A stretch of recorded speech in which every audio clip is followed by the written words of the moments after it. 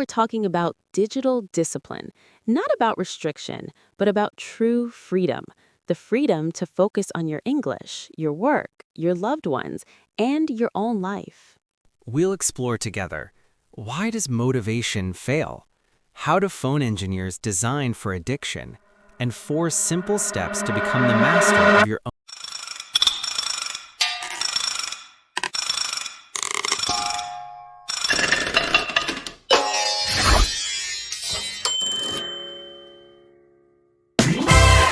Without looking down, where is your phone right now? In your pocket, on the table, or in your hand. Welcome to the Rom English Podcast. I'm Jennifer. And I'm Michael. For the next 30 minutes, we'll ask one simple question. Are you using your phone, or is it using you? We've been reading your comments of you, and we noticed something. No matter where we're from, we're all fighting the same battle, the battle for our own attention. Jennifer, tell me the truth. What was the first thing your hand touched when you woke up this morning? My phone, Michael. I meant to just check the weather, but 20 minutes later, I was watching a video about how to raise baby pigs.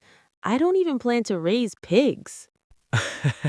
Welcome to the 21st century, where our intentions to study English, read books, sleep early, always lose to an invisible algorithm.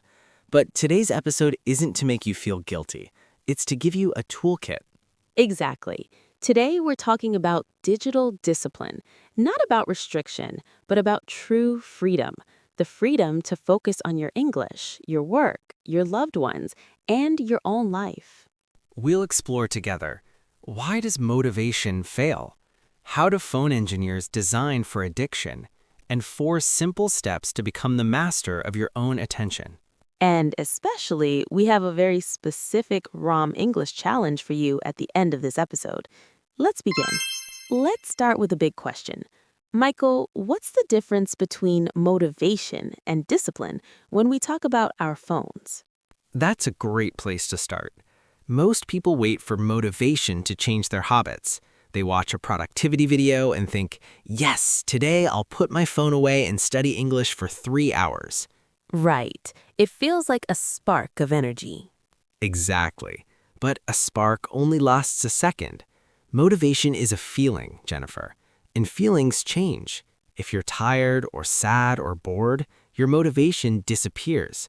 This is the motivation trap. If you wait until you feel like putting your phone away, you'll probably never do it. So, what is discipline? Discipline is the engine, not the spark. Discipline is doing what you said you would do, even when you don't feel like it, especially when you're bored or tired. In the digital world, discipline means having rules for your phone and following them, even when your brain is screaming for a funny video. I like to think of discipline like a muscle. At first, it's very weak. It feels physically hard to put the phone in another room. But every time you say no to the screen, that muscle gets a little bit stronger. That's so true. Motivation is for people who want to start. Discipline is for people who want to finish. And since learning English and taking control of your life is a long journey, we need that discipline engine. Michael, let's talk more about why we can't just rely on motivation to stop scrolling. Why is it so hard for our brains to say no? Well, we have to remember that your phone isn't just a piece of glass.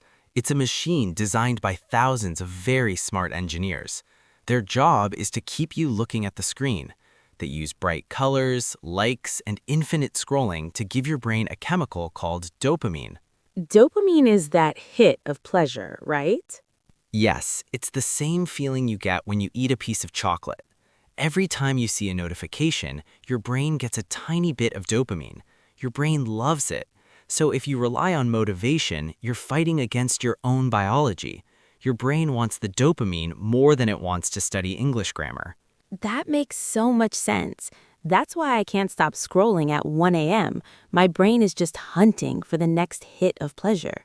Exactly.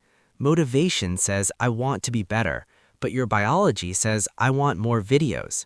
Discipline is the only thing that can break that cycle.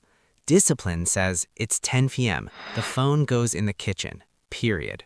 Michael, you told us about your late night scrolling, but have you ever felt that anxiety when you don't have your phone? Oh, absolutely. A few months ago, I went to a coffee shop and realized I left my phone at home. Michael, I felt panic. I felt like I was disconnected from the whole world. I kept reaching for my pocket even though I knew the phone wasn't there. We call that ghost vibration syndrome. You think your phone is vibrating, but it's just your brain being addicted. I realized that I couldn't even sit and enjoy a cup of coffee for 5 minutes without looking at a screen. I was losing my ability to be present. I was losing my ability to just be. I was always waiting for the next message or the next email. I had a similar problem. I noticed that when I was with my friends, I would look at my phone under the table. It was so rude. I wasn't listening to them. I was there physically, but my mind was somewhere else. I was trading real human connection for a 15-second video of someone dancing. That's the scary part of the digital world. It steals our attention. And our attention is our life. If we aren't paying attention to our lives, are we even living them? That thought is what made me change. I decided that I didn't want to be a person who lived his life through a glass screen. I wanted to be the boss of my own attention. Okay, Michael, we know the problem. We know discipline is the answer. Now, let's give our Rom English community some practical, simple steps. How do we take control? Step 1. The phone hotel. This is my favorite rule. You need physical boundaries. You should have a place in your house, maybe a basket in the hallway or the kitchen. That's the phone hotel. At a certain time, maybe 9 p.m., the phone checks into the hotel. It stays there all night. This is so helpful because if the phone is next to your bed, you will check it. You're human. But if it's in another room, you're too lazy to get up. You use your laziness to help your discipline. Step 2. The gray screen. Did you know your phone is designed to look like a candy shop? The colors are so bright and exciting. Go into your settings and turn your screen to grayscale, black and white. I tried this. Suddenly, Instagram looked so boring. My brain didn't want to look at it anymore. It's a simple trick to make the phone less delicious for your brain. Step 3. The notification audit. You do not need a notification for everything. You don't need to know that someone liked your photo or that a game is having a sale. Turn all notifications off except for phone calls or direct messages from real people. This is huge. If your phone isn't pinging and buzzing all day, you don't think about it as much. You decide when to check the phone rather than the phone deciding when to talk to you. Step 4. The 2-minute pause. Before you pick up your phone, wait for 2 minutes. Ask yourself, why am I doing this? Am I bored? Am I lonely? Or do I actually have a task to do? Usually, the itch to check the phone goes away if you just wait a moment. Now, Jennifer, how does this help our listeners with their English? It changes everything. I see many students who say, I study English on my phone, but then a WhatsApp message pops up. Then they see a Facebook post. After 30 minutes, they've learned 0 English words, but they know what their friend had for lunch. Right. If you want to use your phone for English, you must have digital discipline. Use the Do Not Disturb mode, or better yet, study English with a physical book and a pen for 20 minutes. Then use the phone only as a dictionary.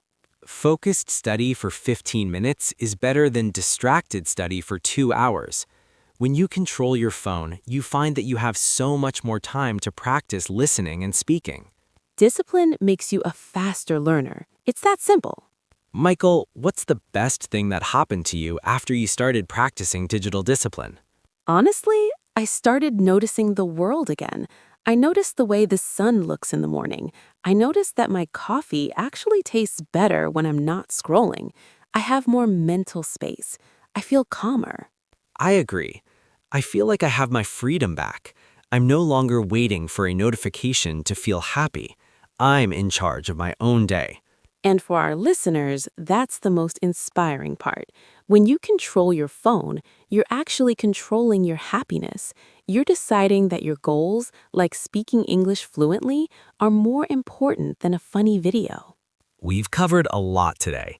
Jennifer, let's summarize the key ideas for our friends. Of course. 1. Motivation is a feeling, but discipline is a system. Don't wait to feel like putting your phone away. Just do it because it's the rule. 2. Your phone is designed to be addictive. Use physical boundaries like the phone hotel to help yourself. 3. Make the phone boring. Use grayscale and turn off notifications. 4.